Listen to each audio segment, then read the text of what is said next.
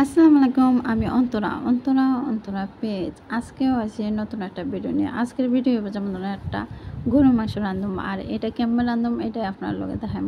তো প্রথমে দেখবেন আমি যেমন ধরেন সবগুলা ব্লেন্ডার করে নিব। তারপরে যেমন দেখতেছেন কি ব্লেন্ডার করতেছি। এখানে দেওয়া আছে শাহি জিরা, আদা, রসুন, জয়ফল, জৈত্রিক, তারপরে যেমন ধরেন সাদা গোলমরিচ আরও বিভিন্ন ধরনের মশলা আসলে আমার মনে নাই।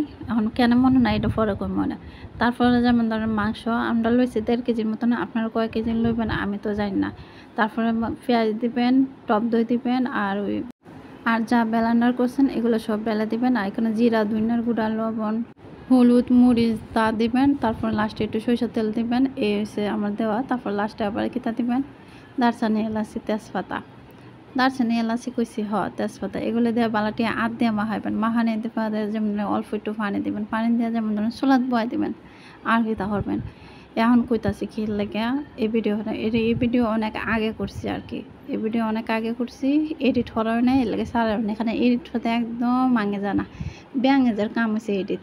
তো এই হচ্ছে আর কি ভিডিও।